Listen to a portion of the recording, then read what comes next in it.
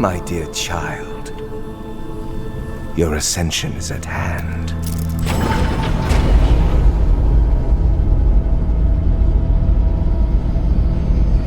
Fear not. All the chosen before you have played their part in my vision.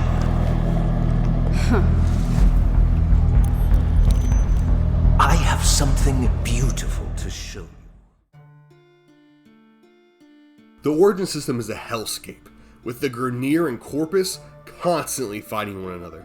Whole colonies are seemingly wiped out in seconds every day, with millions of deaths being a number that doesn't cause concern for either faction. The bloodshed is non-stop, and the citizens of this war-torn system have become used to this destruction, and some may even embrace it. However, most of the embracing is done by the high brass of the two largest factions, ones that treat war like a fun little chess game, instead of the dance with death that it actually is for their soldiers. And not just their soldiers, but for the innocent civilians who populate the system, even those who are neutral and not citizens of either the Corpus or the Grineer. In fact, those who don't identify with either faction get the worst of the internal war within the Origin system. With no one to protect them, they're perfect victims to be exploited by either the Grineer or the Corpus. Look at the state of Lord Ballas or Cetus to see how aggressively attacked and oppressed those who aren't participating in the war can be.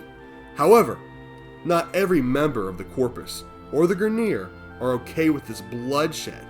In some extreme examples, we actually see individuals abandon their allegiances in order to help those affected by the relentless and ruthless tides of wars.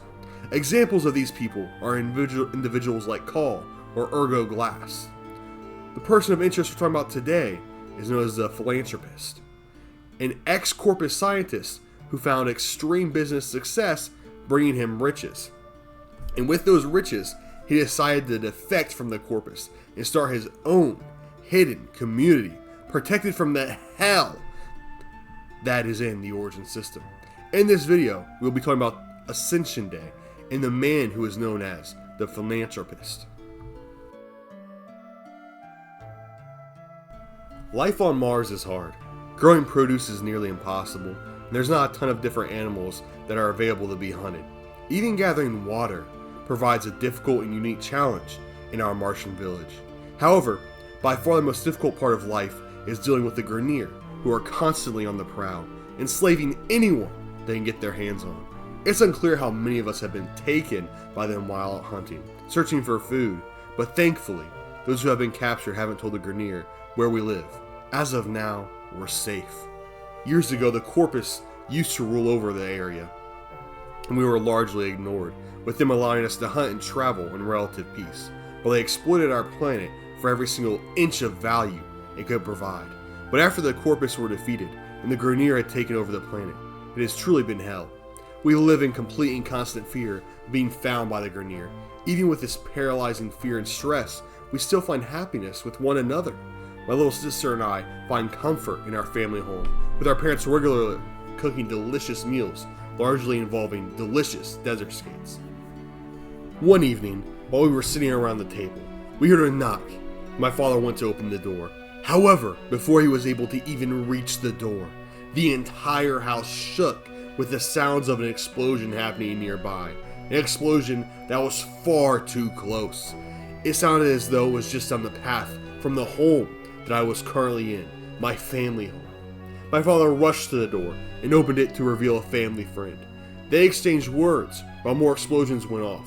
After a short talk, my parents ushered me and my sister into our basement, then placed a blanket above the trap door that led into it. My father told us not to leave, no matter what, until he came back to get us. That was the last time I had a chance to see my father. In fact, it was the last time I would see anyone that was from my village. The Grineer had found us, and me and my sister would be the only two survivors, or at least the only two as far as I know. Our father never came back to get us. After several hours, the explosions died down, and then after several days, there were no noises at all. Even though there was no noise, we continued to hide, to be obedient to our father, and the fear of venturing out of the basement was far too high. More days passed, and without water, our time was running short. Then we heard a voice someone yelling and asking if there was anyone there and if they wanted to help. Realizing that our time was up, we decided to take our chances with a strange voice we heard offering help. We arose and we saw a tall, powerful looking man. We also saw what was left of our house and what was left of our entire village. There was only rubble. The man quickly offered us food and water, then ushered us to a ship, telling us of a safe haven, a paradise far away on Earth. Though he was a stranger, we traveled with him. There was nothing left for us here. What I just narrated was the average experience for thousands, if not millions, of children that are in the Origin system. The only difference is that instead of being left to die or being enslaved after their village and parents were destroyed, they were instead found by the kind and generous Philanthropist. After being found by a Philanthropist, he would travel with them to Earth, where they would find a hidden colony he started. While we don't know the exact location of this colony, we literally just know it's extremely well hidden and somewhere on Earth. At this colony, there were hundreds of individuals who had been rescued by a Philanthropist from their old war-torn lives. An important thing to bring up is that the Philanthropist made his wealth and fame in the Corpus from his impressive technological advancements, particularly in agriculture. These incredible advancements that he created caused his own little colony to be extremely successful, and one of the few places in the entire Origin system that didn't lack food and water for the community living there. It was truly a paradise found in the middle of hell. The extreme success of this colony and the great living conditions, and not to mention everyone there being saved by a Philanthropist, led to the colony operating like a cult. And yes, I'm making 2 straight videos on cults in Warframe. I wonder how many more cults we can find by the time I'm done talking about Warframe lore. Honestly, you could almost even claim that Narmer is a cult. But when cults get big enough, I'm pretty sure they actually just become governments. At least that's how it seems to work. Anyway, the people worshipped him, and he loved it, and he was honestly seen as a hero by everyone who knew of his existence. But unfortunately, that wouldn't last forever, because his dark deeds would soon be exposed, such as is the case for most extremely rich philanthropists. I'm looking at you, Bill Gates. I know you're watching this, and you should be shaking your boots. This isn't a threat, by the way. That's a complete joke. I shouldn't have done that bit. Darrow and Arya are 2 siblings who had a very similar story to the one I first described in this video. 2 orphans who were some of the only survivors in a war-torn area, and the Philanthropist came and saved them. And they grew up for a large part of their lives under his rule in paradise. And they had very good lives for a while, until eventually it became Ascension Day for Arya's brother Darrow. In this cult, when certain individuals come of age, particularly orphans, kids who people don't care if they go missing, participate in something called Ascension Day. There's actually an entire monument within the village dedicated to those who have participated in Ascension Day. It's filled with hundreds of their faces of children who have never been seen again. After the Philanthropist took Arya's brother away on Ascension Day, never to be seen again, she became suspicious of her savior. What was happening to everyone on this day, and why did he take them? And what were they being taken for? Because of these questions, Arya found a way to get into contact with the Tenno using the Warframe Stynax. She received a communication device from this Warframe, and she was going to use it to call for Stynax when she was taken for her Ascension Day. It's not super clear how she managed to get this device while watching the Ascension Day animated short. However, Villainpedia claims that she created a Tenno symbol in a crop field to get help from the Tenno. Take this with a humongous, massive helping of salt though, because I was unable to find any proof of this claim, even though it would make sense within the story. Anyway, she's taken away with the Philanthropist for Ascension Day, and they ironically descend into his lab on Ascension Day. Once there, she calls him out. Liar. Where's my brother? Clever Arya. That fire, that singular determination. Mine to wield. Behold, Leviathan. Your brother is here, somewhere, like all the other chosen. You alone will be its driving force.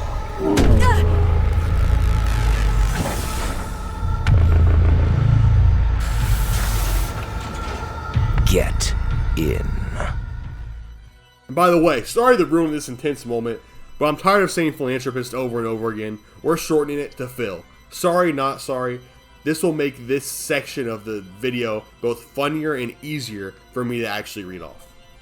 Anyway, Arya called out Phil and asked where her brother was, which led to Phil showing a giant, mutated mass of flesh shaped in the form of a body, called the Leviathan. Upon closer inspection, Arya could see the faces and bodies of all of those children who had ascended, combined into some insane mass of infected flesh. There was a clear part missing in this mass though. There was no face, no head on its shoulders, and Phil proudly told Arya that it was going to be her spot, that she was most clever among all of those he had saved, and that he wished for her to pilot this monstrosity completely under his control, of course. And a horrific realization, it turned out that Phil didn't leave the Corpus because he thought they were immoral and wanted to help others, but because he planned to experiment with the infestation, something illegal under Corpus law because of the extreme dangers that it presents. Seeing horrors beyond her belief and being threatened by the savior turned villain, she immediately used the device in her possession to ping her location to the Stynax, who quickly dropped to the ceiling of the lab, breaking in with ease. Confronted with the boogeyman suddenly bursting through the ceiling of the lab, Phil resorted to drastic measures and quickly inserted himself into the infected body where Arya was meant to be, hoping he could use it to fight against the Warframe and escape his fate. And well, he was low-key throwing hands, I'm not going to lie. It got to the point where the Stynax was getting backed into a corner, finding it hard to handle the extreme blows being thrown by this humongous, disgusting muscle formed by human bodies. However, in this huge collection of people, Arya saw the corpse of her brother, or well, at least what we thought was a corpse. She began screaming when she saw her brother, screaming for Dara, and to everyone's surprise, Dara responded. It turned out all of the bodies used to create Phil's suit of armor were actually kept alive by some sort of freak infestation experimentation shit. After coming to his senses, Dara literally positioned himself to begin choking out Phil, who was piloting the body. It's hard to explain, but he started choking out Phil somehow. Seeing the body still had the potential to have free will, Stynax did some weird crazy green magic shit that I never seen before and restored the consciousnesses of everyone attached to the infected mass. With their consciousnesses restored, everyone was understandably upset with Phil and began clawing at him, badly injuring him and distracting him while the Stynax powered up his final attack. Stynax launched his attack and essentially cut the entire body in half, killing everyone attached to Phil along with Phil. I also want to say something real quick. I kept accidentally messing up how to say Stynax because my computer auto-corrected every single time I typed it, the syntax. So that's why there were some issues there.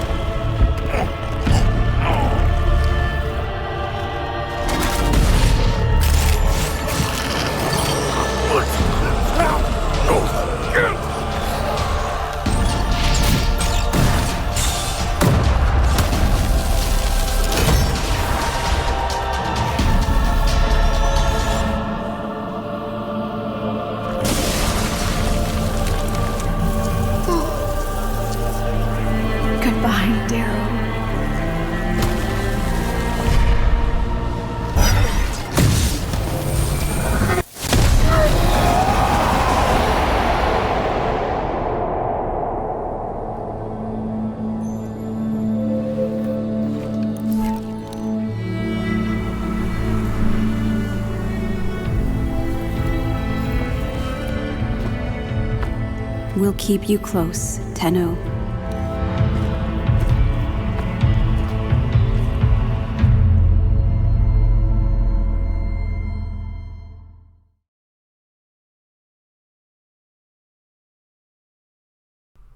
After the death of Phil, Stynax and Arya quickly exposed his secret lab to everyone who had been living in his paradise. From what we can tell from the very little information we have about the people in the village, they seem to believe everything they saw and heard from the two at face value, and were, I'm guessing, very disgusted by it. Even though Phil was an evil individual, he still did create one of the safest places in the Origin system to live, and even after his death it would remain that way, with the villagers still having access to the resources he created that allowed them to have such successful agriculture and such a high quality of life. On top of still being a great place to live, Paradise now had a direct connection to Stynax, and could depend on him in the future if his protection was ever required for whatever reason. In all honesty, it truly was a paradise, even considering how it was a cult for a bit.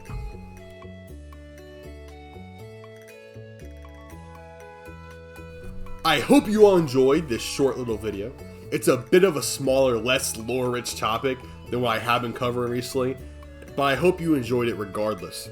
This video is a lore video about the Ascension Day animated short that was posted for Stynax before he was released. A lot of this video, especially the first few sections, were stories I created to help structure the video and capture the process in which the Philanthropist would bring people to his paradise, and why those people would be willing to go with him and form almost a cult around him because of what he's done.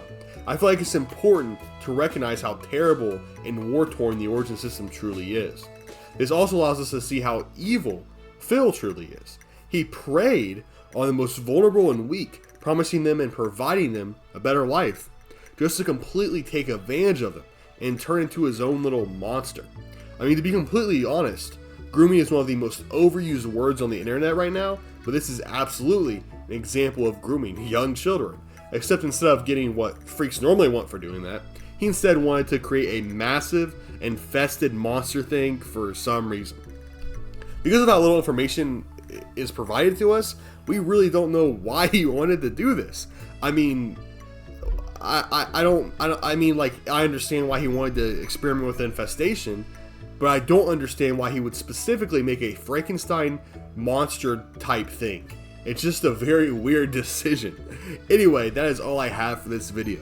If you enjoyed it, please leave a like and subscribe, and a huge fat shout out to my channel members who really helped me and the channel more than anyone else, so I do appreciate it. The members are Panagoides. I think I've said your name like that the past 4 times. I think it's obviously not the right way to say it, but it's just what you're getting called now. Love you, man. Sign Up King 5000 and Jay. You guys really rock, and I do use the money I earn from this channel to help, create better videos. From my first purchase of buying a better mic, upgrading my editing software, and I'm looking into maybe buying some different sound things to place in my room to make the sound better overall. But anyway, you guys are a huge part of that, so I thank you so much for helping me with that and helping making the channel better. Anyway, everyone involved, please stay blessed, stay happy, stay safe. I hope to see you in my next video, and let me know what you think of this one. Goodbye.